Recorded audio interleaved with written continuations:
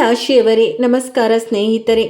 ಇಂದು ನಾನು ನಿಮಗೆ ಹೇಳಲು ಹೊರಟಿರುವ ವಿಷಯ ಕೇಳಿ ನಿಮ್ಮ ಆತ್ಮವೇ ನಡಗಿ ಹೋಗುತ್ತದೆ. ಏಕೆಂದರೆ ಇಂದು ಈ ಸಮಯದಲ್ಲಿ ನೀವು ಇದನ್ನು ನೋಡುತ್ತಿರುವಾಗ ನಿಮ್ಮ ಮನೆಯ ಬಾಗಿಲಲ್ಲಿ ಒಂದು ಅಂತ ಶಕ್ತಿ ನಿಂತಿದೆ. ಅದು ಕಾಣುವುದಿಲ್ಲ, ಕೇಳಿಸುವುದಿಲ್ಲ, ಆದರೆ ಅನುಭವವಾಗುತ್ತದೆ. ಮತ್ತು ಒಂದು ವೇಳೆ ನೀವು ಇದನ್ನು ಪೂರ್ತಿಯಾಗಿ ಕೇಳದಿದ್ದರೆ ನೀವು ಆ ರಕ್ಷಾ ಕವಚದಿಂದ ವಂಚಿತರಾಗಿ ಬಿಡುತ್ತೀರಿ. ಇದು ಕೇವಲ ಮಕರ ರಾಶಿಯವರಿಗಾಗಿ ಬ್ರಹ್ಮಾಂಡ ಇಂದು ಸಿದ್ಧಪಡಿಸಿದೆ. ಇಂದಿನ ದಿನ ಬಹಳ ಸಾಮಾನ್ಯವಲ್ಲ. ಗ್ರಹಗಳ ಚಲನೆ, ನಕ್ಷತ್ರಗಳ ಸ್ಥಿತಿ ಮತ್ತು ಒಂದು ದೈವಿಕ ಸಂಕೇತ ಮೂರು ಒಟ್ಟಿಗೆ ಸೇರಿ ನಿಮ್ಮ ಜೀವನದಲ್ಲಿ ಒಂದು ಅಂತ ಬಾಗಿಲು ತೆರೆಯಲಿದೆ. ಅದು ವರ್ಷಗಳಿಂದ ಮುಚ್ಚಿತ್ತು, ಆದರೆ ಈಗ ಬಾಗಿಲಿನ ಕೀಲಿ ನಿಮ್ಮ ಕೈಯಲ್ಲಿರುವುದು.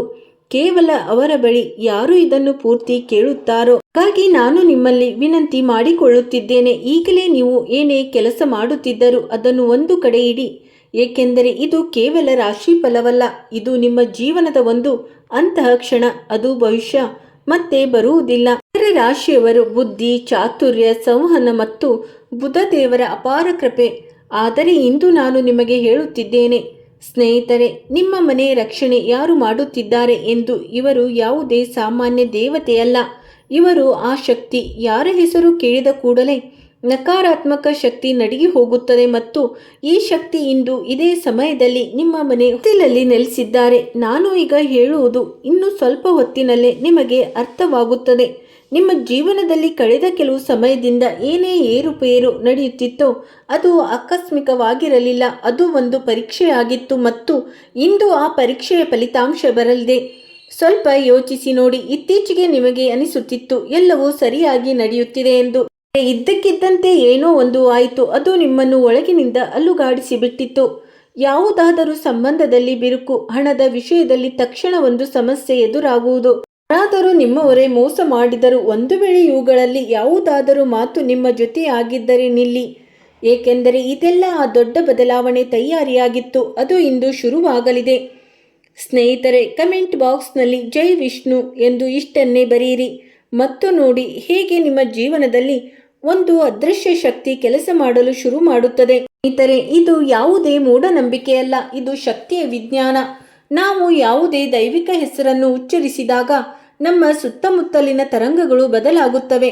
ಆ ದೇವರ ವಿಷಯಕ್ಕೆ ಯಾರು ನಿಮ್ಮ ಮನೆಯ ರಕ್ಷಣೆ ಮಾಡುತ್ತಿದ್ದಾರೆ. ಆದರೆ ಇದ್ದಕ್ಕಿದ್ದಂತೆ ಮೊದಲು ಇನ್ನೊಂದು ಮಾತು ತಿಳಿಯುವುದು ಬಹಳ ಮುಖ್ಯ. ನಿಮಗೆ ಗೊತ್ತಾ, ಮಕರ ರಾಶಿಯವರು ಈ ಬ್ರಹ್ಮಾಂಡದಲ್ಲಿ ಎಲ್ಲಕ್ಕಿಂತ ಹೆಚ್ಚು ಯಾವ ವಿಷಯಕ್ಕೆ ಜೋಡಿಸಲ್ಪಟ್ಟಿರುತ್ತಾರೆ? ಜ್ಞಾನ ಮತ್ತು ಸಂವಹನಕ್ಕೆ. ಮತ್ತು ಇಂದು ಬ್ರಹ್ಮಾಂಡದ ಜ್ಞಾನ ಮತ್ತು ನ್ಯಾಯ ನಿಮ್ಮ ಪರವಾಗಿ ಆಗಲಿದೆ.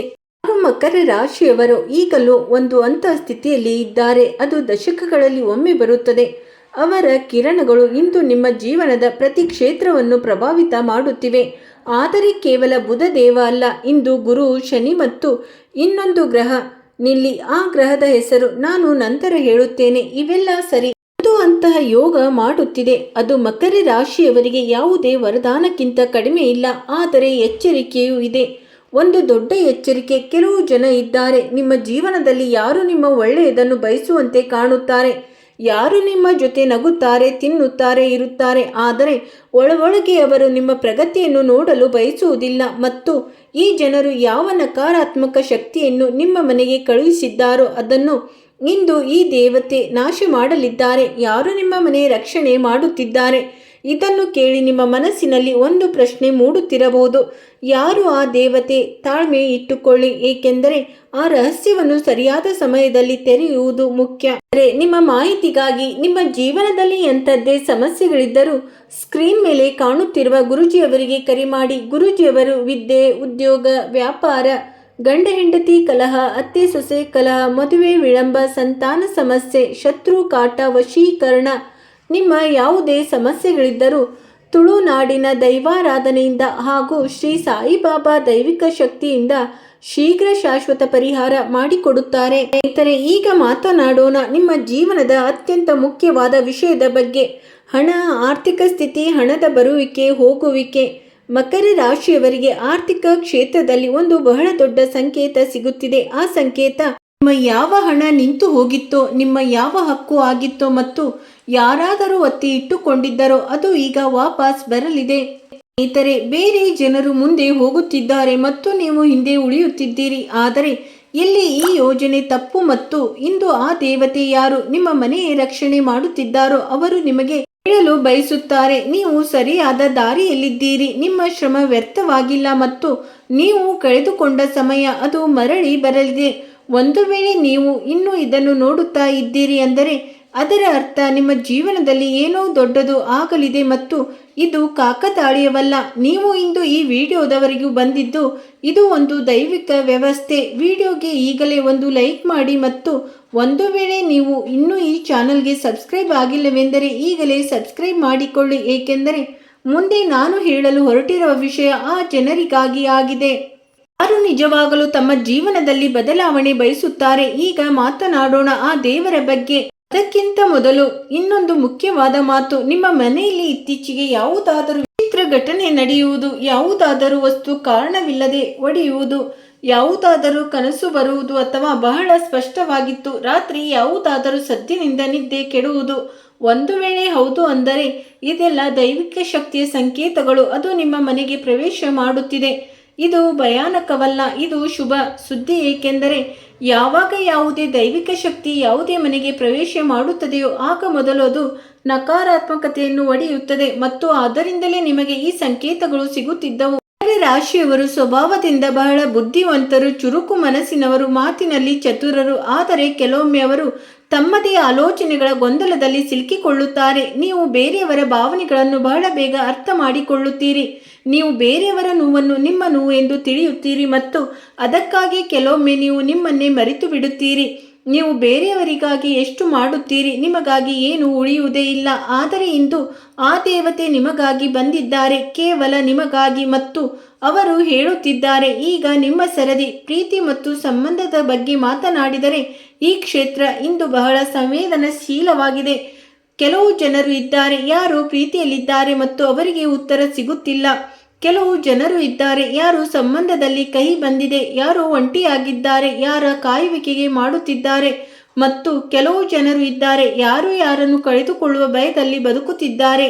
ಇಂದು ನಾನು ನಿಮಗೆ ಹೇಳುತ್ತಿದ್ದೇನೆ, ಪ್ರೀತಿಯ ವಿಷಯದಲ್ಲಿ ಅಂತಹ ತಿರುವು ಬರಲಿದೆ. ಅದು ಎಲ್ಲವನ್ನು ಬದಲಾಯಿಸಿ ಬಿಡುತ್ತದೆ. ಆದರೆ ಆ ತಿರುವು ಸಂಜೆಯ ನಂತರ ಬರುತ್ತದೆ. ರಾತ್ರಿ ವೇಳೆಯಲ್ಲಿ ಯಾವಾಗ ಗಡಿಯಾರದ ಮುಳ್ಳುಗಳು ಒಂದು ವಿಶೇಷ ದಿಕ್ಕಿನಲ್ಲಿ ಇರುತ್ತದೆಯೋ ಮತ್ತು ಆ ಸಮಯದಲ್ಲಿ ಏನಾಗುತ್ತದೆಯೋ ಅದು ನಿಮ್ಮ ಜೀವನದಲ್ಲಿ ವರ್ಷಗಳವರೆಗೆ ನೆನಪಿರುತ್ತದೆ. ಇದು ಶುಭವೂ ಆಗಿರಬಹುದು ಮತ್ತು ಇದು ಒಂದು ಎಚ್ಚರಿಕೆಯೂ ಆಗಿರಬಹುದು. ಇದು ಅವಲಂಬಿಸಿರುತ್ತದೆ ದಿನ ನೀವು ಏನು ಯೋಚಿಸುತ್ತಿದ್ದೀರಿ ಎಂದು, ಏನು ಮಾಡುತ್ತಿದ್ದೀರಿ ಮತ್ತು ಯಾರ ಬಗ್ಗೆ ನಿಮ್ಮ ಮನಸ್ಸಿನಲ್ಲಿ ಏನು ಭಾವನೆ ಇದೆ. ಆದರೆ ಒಂದು ಮಾತು ಖಚಿತ, ಆ ಕ್ಷಣದಲ್ಲಿ ನೀವು ಒಂಟಿಯಾಗಿರುವುದಿಲ್ಲ. ಆ ದೇವರು ಯಾರು ನಿಮ್ಮ ಮನೆಯ ರಕ್ಷಣೆ ಮಾಡುತ್ತಿದ್ದಾರೋ ಅವರು ಆ ಕ್ಷಣದಲ್ಲಿಯೂ ನಿಮ್ಮ ಜೊತೆ ಇರುತ್ತಾರೆ. ಈಗ ಒಂದು ಅಂತಹ ಮಾತು ಹೇಳಲು ಹೊರಟಿದ್ದೇನೆ. ಅದನ್ನು ಬಹುಶಃ ನೀವು ಮೊದಲು ಎಂದು ಯೋಚಿಸಿರುವುದಿಲ್ಲ. ಇದು ಒಂದು ಅಂತಹ ರಹಸ್ಯ. ಅದು ನಮ್ಮ ಪುರಾಣಗಳಲ್ಲಿ ಅಡಗಿದೆ. ಮಕರ ರಾಶಿಯವರು ಮತ್ತು ದೇವರ ನಡುವೆ ಒಂದು ಅಂತಹ ಸಂಬಂಧ ಇದೆ. ಅದು ಸಾವಿರಾರು ವರ್ಷ ಹಳೆಯದು. ಆ ಸಂಬಂಧದ ಕಾರಣದಿಂದ ಇಂದು ನಿಮ್ಮ ಮನೆಯಲ್ಲಿ ಆ ರಕ್ಷಣಾ ಕವಚ ಅಡಗಿದೆ. ಅದರ ಬಗ್ಗೆ ನಾನು ಮಾತನಾಡುತ್ತಿದ್ದೇನೆ. ನೀವು ತಿಳಿಯಲು ಬಯಸುತ್ತೀರಾ? ಖಂಡಿತ ತಿಳಿಯಲು ಬಯಸುತ್ತೀರಿ ಅಲ್ಲವೇ? ಆದರೆ ಮೊದಲು ಒಂದು ಕೆಲಸ ಮಾಡಿ, ಈ ವಿಡಿಯೋವನ್ನು ಆ ಜನರ ಜೊತೆ ಹಂಚಿಕೊಳ್ಳಿ ಯಾರು ಮಕರ ರಾಶಿಯವರು. ಏಕೆಂದರೆ ಈ ಸಂದೇಶ ಅವರಿಗೆಲ್ಲ ಆಗಿದೆ ಮತ್ತು ನೀವು ಇದನ್ನು ಮಾಡಿದಾಗ ಆ ದೇವಿ ಕೃಪೆ ನಿಮ್ಮ ಮೇಲೆ ದುಪ್ಪಟ್ಟು ಆಗುತ್ತದೆ. ಇದು ನನ್ನ ವಚನವಲ್ಲ, ಇದು ಆ ದೇವಿ ವ್ಯವಸ್ಥೆಯ ನಿಯಮ. ಈಗ ಕೇಳಿ, ಅಂದರೆ ಗಮನವಿಟ್ಟು ಕೇಳಿ. ನಮ್ಮ ಶಾಸ್ತ್ರಗಳಲ್ಲಿ ಒಂದು ಕತೆ ಇದೆ. ಅದು ಅಂತ ಕತೆ ಪ್ರತಿ ಪಳಗಿಸುವಿಕೆಯಲ್ಲಿ ಪುನರಾವರ್ತನೆಯಾಗುತ್ತದೆ. ಯಾವಾಗ ಯಾವುದೇ ಸತ್ಯ ಭಕ್ತನ ಮೇಲೆ ಸಂಕಷ್ಟ ಬರುತ್ತದೆಯೋ, ಯಾವುದೋ ನಿರ್ದೋಷಿಗೆ ನೋವಾಗುತ್ತದೆಯೋ, ಯಾವಾಗ ಯಾವುದೇ ನ್ಯಾಯಪ್ರಿಯ ವ್ಯಕ್ತಿಯ ಜೊತೆ ಅನ್ಯಾಯವಾಗುತ್ತದೆಯೋ ಆಗ ಬ್ರಹ್ಮಾಂಡದ ಒಂದು ಶಕ್ತಿ ಎಚ್ಚರಗೊಳ್ಳುತ್ತದೆ. ಆ ಶಕ್ತಿ ಸುಮ್ಮನೆ ಇರುವುದಿಲ್ಲ, ಅದು ನ್ಯಾಯ ಮಾಡುತ್ತದೆ ಮತ್ತು ಇಂದು ಅದೇ ನ್ಯಾಯ ನಿಮ್ಮ ಜೀವನದಲ್ಲಿ ಬರಲಿದೆ. ಮಕರ ರಾಶಿಯವರು ಬುದ್ಧಿ ಮತ್ತು ಸಂವಹನದ ರಾಶಿ ಮತ್ತು ಯಾವಾಗ ಬುದ್ಧಿವಂತರ ಮೇಲೆ ಅನ್ಯಾಯವಾಗುತ್ತದೆಯೋ ಆಗ ಬ್ರಹ್ಮಾಂಡದ ಸಮತೋಲನ ಹಾಳಾಗುತ್ತದೆ ಮತ್ತು ಬ್ರಹ್ಮಾಂಡ ಆ ಸಮತೋಲನವನ್ನು ವಾಪಸ್ ತರಲು ಪ್ರತಿಸ್ಪರ್ಧಿ ಪ್ರಯತ್ನ ಮಾಡುತ್ತದೆ. ಅದೇ ಪ್ರಯತ್ನ ಆಗಿರುತ್ತದೆ. ಇಂದು ಆ ಸಮತೋಲನ ವಾಪಸ್ ಬರುತ್ತಿದೆ. ನಿಮ್ಮ ಜೀವನದಲ್ಲಿ ಯಾರು ನಿಮ್ಮ ಜೊತೆ ತಪ್ಪು ಮಾಡಿದ್ದಾರೆ, ಯಾರು ನಿಮಗೆ ಮೋಸ ಮಾಡಿದ್ದಾರೆ, ಯಾರು ನಿಮ್ಮ ಬೆನ್ನಿಗೆ ಚೂರಿ ಹಾಕಿದ್ದಾರೆ, ಅವರ ಸಮಯ ಶುರುವಾಗುತ್ತಿದೆ. ಮತ್ತು ನಿಮ್ಮ ಸಮಯ ಬದಲಾಗುತ್ತಿದೆ. ಇದು ನನ್ನ ಮಾತಲ್ಲ, ಇದು ಗ್ರಹಗಳ ಸ್ಥಿತಿ ಹೇಳುತ್ತಿದೆ, ಇದು ನಕ್ಷತ್ರಗಳ ಚಲನೆ ಹೇಳುತ್ತಿದೆ. ಆದರೆ ನಿಲ್ಲಿ, ಇಲ್ಲೊಂದು ಮಾತಿದೆ, ಅದನ್ನು ನಾನು ಇನ್ನೂ ಹೇಳಿಲ್ಲ ಮತ್ತು ಆ ಮಾತು ಇಷ್ಟು ಮಹತ್ವಪೂರ್ಣವಾಗಿದೆ. ಒಂದು ವೇಳೆ ನೀವು ಈಗ ಈ ವಿಡಿಯೋ ನಿಲ್ಲಿಸಿದರೆ ನೀವು ಆ ಮಾಹಿತಿಯಿಂದ ವಂಚಿತರಾಗುತ್ತೀರಿ. ಅದು ನಿಮ್ಮ ಜೀವನವನ್ನು ಪೂರ್ತಿಯಾಗಿ ಬದಲಾಯಿಸಬಹುದು. ಆ ಮಾತು ಏನೆಂದರೆ, ನಿಮ್ಮ ಮನೆಯಲ್ಲಿ ಒಂದು ಅಂತ ಜಾಗ ಇದೆ, ಅದು ಅಂತ ಮೂಲೆ ಇದೆ, ಅಲ್ಲಿ ನಕಾರಾತ್ಮಕ ಶಕ್ತಿ ಸೇರಿಕೊಂಡಿದೆ ಮತ್ತು ಆ ದೇವರು ಯಾರು ನಿಮ್ಮ ಮನೆ ರಕ್ಷಣೆ ಮಾಡುತ್ತಿದ್ದಾರೋ ಅವರು ಬಯಸುತ್ತಾರೆ ನೀವು ಆ ಜಾಗವನ್ನು ಗುರುತಿಸಿ ಮತ್ತು ಅದನ್ನು ಶುದ್ಧ ಮಾಡಿ. ಈಗ ಪ್ರಶ್ನೆ ಇದು, ಆ ಜಾಗ ಯಾವುದು ಮತ್ತು ಅದನ್ನು ಶುದ್ಧ ಹೇಗೆ ಮಾಡುವುದು? ಇದನ್ನು ನಾನು ಹೇಳುತ್ತೇನೆ, ಆದರೆ ಮೊದಲು ನೀವು ಇದನ್ನು ಅರ್ಥ ಮಾಡಿಕೊಳ್ಳಬೇಕು. ಆ ದೇವರು ಯಾರು ಮತ್ತು ಆ ದೇವರು ಕ್ಷಣ ನಿಲ್ಲಿ, ಏಕೆಂದರೆ ಈ ಹೆಸರನ್ನು ಕೇಳುವ ಮೊದಲು ನೀವು ಒಂದು ಮಾನಸಿಕ ತಯಾರಿ ಮಾಡಿಕೊಳ್ಳಬೇಕು. ಈ ಹೆಸರಿನಲ್ಲಿ ಎಷ್ಟು ಶಕ್ತಿ ಇದೆ. ಯಾವಾಗಲೂ ಇದು ಉಚ್ಚರಿಸಲ್ಪಡುತ್ತದೆಯೋ ಸುತ್ತಮುತ್ತಲಿನ ಶಕ್ತಿ ಬದಲಾಗಿ ಹೋಗುತ್ತದೆ. ಈಗ ಒಂದು ಆಳವಾದ ಉಸಿರನ್ನು ತೆಗೆದುಕೊಳ್ಳಿ, ಕಣ್ಣು ಮುಚ್ಚಿ ಒಂದು ಕ್ಷಣ ಮತ್ತು ಅನುಭವಿಸಿ. ನಿಮ್ಮ ಮನೆಯಲ್ಲಿ ಒಂದು ಹಂತ ಉಪಸ್ಥಿತಿ ಇದೆ, ಅದು ನಿಮ್ಮ ರಕ್ಷಣೆ ಮಾಡುತ್ತಿದೆ. ಈ ಉಪಸ್ಥಿತಿ ಇನ್ನೂ ಪ್ರಬಲವಾಗಲಿದೆ. ನೀವು ಅನುಭವಿಸಿದ್ದೀರಾ? ಒಂದು ವೇಳೆ ಹೌದು ಎಂದರೆ ಕಮೆಂಟ್ನಲ್ಲಿ ಬರೆಯಿರಿ, ಹೌದು ಮತ್ತು ಜೈ ವಿಷ್ಣು ಭಗವಾನ್ ಎಂದು ಖಂಡಿತವಾಗಿಯೂ ಬರೆಯಿರಿ. ಈ ಸಂಕಲ್ಪ ನಿಮ್ಮ ಜೀವನದಲ್ಲಿ ಆ ದೈವಿ ಶಕ್ತಿಯನ್ನು ಇನ್ನೂ ಹೆಚ್ಚು ಆಮಂತ್ರಿಸುತ್ತದೆ. ಹೇಳುತ್ತೇನೆ, ಆ ದೇವರು ಭಗವಾನ್ ವಿಷ್ಣು, ತ್ರಿಲೋಕನಾಥ, ಪಾಲನಹಾರ, ಸೃಷ್ಟಿಯ ರಕ್ಷಕ. ಯಾರು 4 ಭುಜಗಳಲ್ಲಿ ಶಂಖ, ಚಕ್ರ, ಗದೆ ಮತ್ತು ಪದ್ಮ ಧರಿಸಿರುತ್ತಾರೆ, ಅವರು ಯಾರು ಕ್ಷೀರಸಾಗರದಲ್ಲಿ ಶೇಷನಾಗನ ಮೇಲೆ ವಿರಾಜಮಾನರಾಗಿದ್ದಾರೆ, ಅವರು ಯಾರು ಯಾರ ಹೆಸರಿನಿಂದ ಅಸುರನ ಎದೆ ನಡುಗುತ್ತದೆ, ಅವರು ಯಾರು ಒಂದು ದೃಷ್ಟಿಯಿಂದ ಭಾಗ್ಯ ಬದಲಾಗುತ್ತದೆ. ಇಂದು ಭಗವಾನ್ ವಿಷ್ಣು ನಿಮ್ಮ ಮನೆಯ ಬಾಗಿಲಲ್ಲಿದ್ದಾರೆ ಮತ್ತು ಅವರು ಬಂದಿದ್ದಾರೆ ಒಂದು ವಿಶೇಷ ಉದ್ದೇಶದಿಂದ. ಆದರೆ ಇದನ್ನು ಕೇಳಿ, ಒಂದು ವೇಳೆ ನೀವು ಯೋಚಿಸುತ್ತಿದ್ದರೆ ಇದು ಹೇಗೆ ಸಾಧ್ಯ ಆಗುತ್ತದೆ, ಆಗ ನಾನು ನಿಮಗೆ ಹೇಳುತ್ತೇನೆ. ಭಗವಾನ್ ವಿಷ್ಣುವಿನ ಒಂದು ಹೆಸರು ಸರ್ವವ್ಯಾಪಿ. ಅವರು ಪ್ರತಿ ಜಾಗದಲ್ಲಿದ್ದಾರೆ, ಪ್ರತಿ ಮನೆಯಲ್ಲಿ, ಪ್ರತಿ ಕ್ಷಣದಲ್ಲಿ, ಪ್ರತಿ ಉಸಿರಿನಲ್ಲಿ. ಆದರೆ ಯಾವಾಗ ಯಾವುದೇ ರಾಶಿ ಅಥವಾ ಯಾವುದೇ ವ್ಯಕ್ತಿ ವಿಶೇಷ ಕೃಪೆಗೆ ಪಾತ್ರನಾಗುತ್ತಾನೋ ಆಗ ಅವರ ಉಪಸ್ಥಿತಿ ಆ ಸ್ಥಾನದಲ್ಲಿ ಇನ್ನೂ ಪ್ರಬಲವಾಗುತ್ತದೆ. ಮತ್ತು ಮಕರ ರಾಶಿಯವರು ಅವರ ವಿಶೇಷ ಕೃಪೆಗೆ ಪಾತ್ರರು, ಏಕೆಂದರೆ ಮಕರ ರಾಶಿಯ ಸ್ವಾಮಿ ಬುಧ ದೇವ ಧ್ಯಾನ, ಬುದ್ಧಿ ಮತ್ತು ವಾಣಿಯ ಕಾರಕ. ಭಗವಾನ್ ವಿಷ್ಣು ಧ್ಯಾನ ಸ್ವರೂಪ, ಸತ್ಯ ಸ್ವರೂಪ. ಬುಧ ದೇವನ ಆರಾಧನೆಯಿಂದ ಭಗವಾನ್ ವಿಷ್ಣು ಸಂತುಷ್ಟರಾಗಿದ್ದಾರೆ ಮತ್ತು ಯಾವಾಗ ಬುಧ ದೇವ ಯಾವುದೇ ವಿಶೇಷ ಸ್ಥಿತಿಯಲ್ಲಿ ಇರುತ್ತಾರೋ ಹಾಗೆ ಇಂದು ಇದೇ ಭಗವಾನ್ ವಿಷ್ಣು ಆ ರಾಶಿಯ ಜಾತಕದರ ಮೇಲೆ ವಿಶೇಷ ಗಮನ ಕೊಡುತ್ತಾರೆ.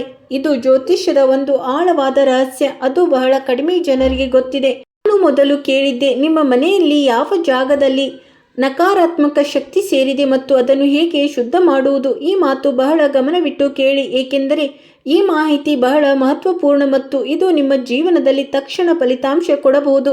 ಪ್ರತಿ ಮನೆಯಲ್ಲಿ ಒಂದು ಹಂತ ದಿಕ್ಕು ಇರುತ್ತದೆ, ಅದು ಆ ಮನೆಯ ಅತ್ಯಂತ ದುರ್ಬಲ ಕೊಂಡಿಯಾಗಿರುತ್ತದೆ. ಅಲ್ಲಿಂದ ನಕಾರಾತ್ಮಕ ಶಕ್ತಿ ಅತ್ಯಂತ ಸುಲಭವಾಗಿ ಪ್ರವೇಶ ಮಾಡುತ್ತದೆ ಮತ್ತು ವಾಸ್ತುಶಾಸ್ತ್ರದ ಪ್ರಕಾರ ಈ ದಿಕ್ಕು ಪ್ರತಿ ರಾಶಿಗೆ ಬೇರೆಯಾಗಿರುತ್ತದೆ. ಮಕರ ರಾಶಿಯವರಿಗೆ ಇದು ಉತ್ತರ ದಿಕ್ಕು. ಆದರೆ ನಿಲ್ಲಿ, ಈಗಲೂ ಒಂದು ಬಹಳ ಮಹತ್ವಪೂರ್ಣ ಸಂದೇಶ ಇದೆ, ಅದು ನಿಮ್ಮ ಕರಿಯರ್ ಬಗ್ಗೆ. ವೇಳೆ ನೀವು ಇದನ್ನು ಕೇಳುವ ಮೊದಲು ಈ ವಿಡಿಯೋ ನಿಲ್ಲಿಸಿದರೆ ನೀವು ಒಂದು ಅವಕಾಶವನ್ನು ಕಳೆದುಕೊಳ್ಳುತ್ತೀರಿ. ಅದು ಬಹುಶಃ ತಿಂಗಳುಗಳಲ್ಲಿ ಮತ್ತೆ ಬರುವುದಿಲ್ಲ. ಕರಿಯರ್ನಲ್ಲಿ ಇಂದು ಒಂದು ವ್ಯಕ್ತಿ ನಿಮ್ಮ ಜೀವನದಲ್ಲಿ ಬರುತ್ತಾನೆ ಅಥವಾ ಮೊದಲೇ ಇದ್ದಾನೆ. ಯಾರು ನಿಮ್ಮ ಬಗ್ಗೆ ಒಳ್ಳೆಯ ಮಾತುಗಳನ್ನು ಆಡುತ್ತಾನೆ ಮುಂದಿನಿಂದ, ಆದರೆ ಹಿಂದಿನಿಂದ ಅವನು ನಿಮ್ಮ ದಾರಿಯಲ್ಲಿ ಮುಳ್ಳು ಹಾಕುತ್ತಿದ್ದಾನೆ ಮತ್ತು ನೀವು ಅವನು ಯಾರು ಎಂದು ನಿಮ್ಮ ಮನಸ್ಸಿನಲ್ಲಿ ಯಾವುದೋ ಮೂಲೆಯಲ್ಲಿ ಅವನ ಹೆಸರು ಬರುತ್ತಿದೆ. ಈಗ ಆ ಹೆಸರನ್ನು ನೆನಪಿಡಿ, ಏಕೆಂದರೆ ಇಂದು ಭಗವಾನ್ ವಿಷ್ಣು ಆ ವ್ಯಕ್ತಿಯ ಸತ್ಯವನ್ನು ನಿಮ್ಮ ಮುಂದೆ ಬಯಲು ಮಾಡಲಿದ್ದಾರೆ. ಇದು ಹೇಗೆ ಆಗುತ್ತದೆ ಇದನ್ನು ಕೂಡ ಹೇಳುತ್ತದೆ. ಆದರೆ ಮೊದಲು ಹಣದ ಬಗ್ಗೆ ನಾನು ಹೇಳಲು ಹೊರಟಿದ್ದ ಮಾತನ್ನು ಪೂರ್ತಿ ಮಾಡುತ್ತೇನೆ. ಹಣದ ವಿಷಯದಲ್ಲಿ ಇಂದು ಒಂದು ಬಾಗಿಲು ತೆರೆಯಲಿದೆ. ಅದು ಬಹಳ ಸಮಯದಿಂದ ಮುಚ್ಚಿತ್ತು, ನಿಮ್ಮದಾಗಿದ್ದ ಮತ್ತು ಬೇರೆಯವರ ಬಳಿ ಇದ್ದ ಆ ಹಣ ವಾಪಸ್ ಬರುವ ದಾರಿಯಲ್ಲಿದೆ. ಅದು ನೇರವಾಗಿ ವಾಪಸ್ ಬರುವುದಿಲ್ಲ, ಅದು ಒಂದು ಹೊಸ ರೂಪದಲ್ಲಿ ಬರುತ್ತದೆ. ಯಾವುದೋ ಹೊಸ ಅವಕಾಶ, ಯಾವುದೋ ಹೊಸ ಪ್ರಸ್ತಾಪ ಅಥವಾ ಯಾವುದೋ ವಿಷಯ. ಅದು ಮೊದಲು ಎಂದಿಗೂ ಆಗಿರುವುದಿಲ್ಲ.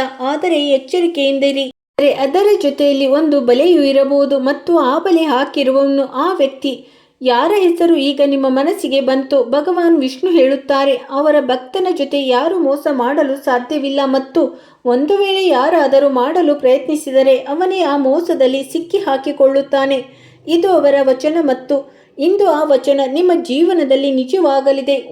ಈಗ ಗಮನವಿಟ್ಟು ಕೇಳಿ, ಈ ದಿಕ್ಕನ್ನು ಹೇಳುತ್ತೇನೆ. ಮಕರ ರಾಶಿಯವರ ಮನೆಯಲ್ಲಿ ಉತ್ತರ ದಿಕ್ಕು ಅತ್ಯಂತ ಸಂವೇದನಶೀಲವಾಗಿರುತ್ತದೆ. ಆ ದಿಕ್ಕಿನಲ್ಲಿ ಒಂದು ವೇಳೆ ವ್ಯವಸ್ಥೆ ಇಲ್ಲದಿದ್ದರೆ, ಒಂದು ವೇಳೆ ಕಸ ಇದ್ದರೆ, ಮುರಿದು ಹೋದ ವಸ್ತುಗಳಿದ್ದರೆ, ಅಲ್ಲಿ ಬಹಳ ಸಮಯದಿಂದ ಸ್ವಚ್ಛತೆ ಆಗಿಲ್ಲದಿದ್ದರೆ ಇದು ನಕಾರಾತ್ಮಕ ಶಕ್ತಿಯ ಮನೆಯಾಗಿ ಬಿಡುತ್ತದೆ ಮತ್ತು ಆ ಶಕ್ತಿ ನಿಧಾನವಾಗಿ ನಿಮ್ಮ ಇಡೀ ಮನೆಯನ್ನು ಪ್ರಭಾವಿತ ಮಾಡುತ್ತದೆ. ಭಗವಾನ್ ವಿಷ್ಣು ಬಯಸುತ್ತಾರೆ ನೀವು ಆ ದಿಕ್ಕನ್ನು ಸ್ವಚ್ಛ ಮಾಡಿ, ಅದು ಶುದ್ಧ ಮಾಡಿ, ಅಲ್ಲಿ ಒಂದು ದೀಪ ಹಚ್ಚಿ ಮತ್ತು ಮನಸ್ಸಿನಲ್ಲಿ ಭಗವಾನ್ ವಿಷ್ಣುವನ್ನು ಸ್ಮರಿಸಿ. ಇದು ಬಹಳ ಸರಳ ಉಪಾಯ, ಆದರೆ ಇದರ ಪರಿಣಾಮ ಬಹಳ ಆಳವಾಗಿರುತ್ತದೆ. ನಾನು ಶುರುವಿನಲ್ಲೇ ಆ ಸಂಜೆಯ ಕ್ಷಣದ ಬಗ್ಗೆ ಉಲ್ಲೇಖ ಮಾಡಿದ್ದೆ. ಆ ವಿಶೇಷ ಕ್ಷಣ, ಆ ತಿರುವು, ಅದು ಇಂದು ಬರಲಿದೆ. ಸಂಜೆಯ ನಂತರ ಆಕಾಶದಲ್ಲಿ ನಕ್ಷತ್ರಗಳು ಕಾಣಿಸಲು ಶುರುವಾದಾಗ ಆ ಸಮಯದಲ್ಲಿ ನಿಮ್ಮ ಜೀವನದಲ್ಲಿ ಒಂದು ಘಟನೆ ನಡೆಯುತ್ತದೆ.